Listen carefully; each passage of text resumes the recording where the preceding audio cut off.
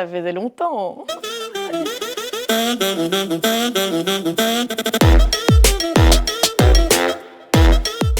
Les applis de rencontre fonctionnent grâce à des algorithmes. Quand tu utilises une appli de rencontre, toutes tes données sont analysées par des intelligences artificielles, comme les photos ou les mots contenus dans ton profil. Ces éléments sont des indicateurs qui permettent ensuite à l'algorithme de trier les infos afin de faire matcher les profils.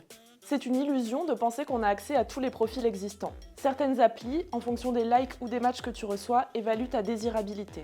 Plus tu en as, plus tu as un score élevé, et on te propose ensuite des profils du même niveau que toi. Finalement, on ne rencontre pas toutes les personnes inscrites sur l'appli. L'algorithme peut être raciste ou classiste. Si quelqu'un ne like que des personnes blanches, les profils des personnes racisées seront peu proposés. Les applis ne créent pas la discrimination ni les exclusions, mais les mettent à nu. Les algorithmes jouent sur le caractère aléatoire, comme pour les machines à sous. Même si tu gagnes, t'as envie de jouer à nouveau. Comme pour beaucoup d'autres applis, elles sont conçues pour te faire sécréter de la dopamine, l'hormone du bonheur, et te pousser à rester le plus longtemps connecté afin d'engendrer des bénéfices. De fait, il y a un potentiel risque d'addiction aux applis de rencontre, car le système de la dopamine ne connaît pas la satiété et en demande toujours plus. Ainsi, avant même que tu puisses choisir les personnes avec qui tu veux échanger, l'appli l'a déjà un peu fait pour toi.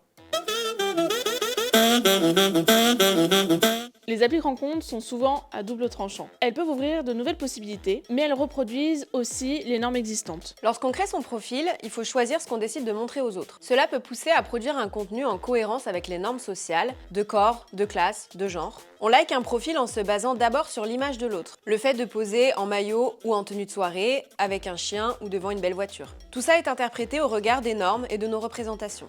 Les applis peuvent permettre d'apporter un cadre sécurisant pour les minorités qui pourraient être discriminées, en choisissant des filtres d'orientation sexuelle, de même valeur ou encore de même culture. Ce sont aussi des espaces de sociabilité sexuelle, d'expérimentation ou de rencontre, pour voir si on plaît et ce qui nous plaît, cerner ses attentes relationnelles, explorer sa sexualité, préserver du regard social. Attention, car certains profils peuvent être des arnaques ou des personnes mal intentionnées. Bien que cela ne soit pas la majorité des profils, tu peux mettre en place des règles pour te protéger, par rapport au choix du lieu de rencontre ou des images échangées. Si besoin, n'hésite pas à te tourner vers une personne de confiance. L'écran peut aussi être vu comme une barrière physique, en permettant de s'extraire des échanges facilement ou de ne pas répondre à certaines sollicitations.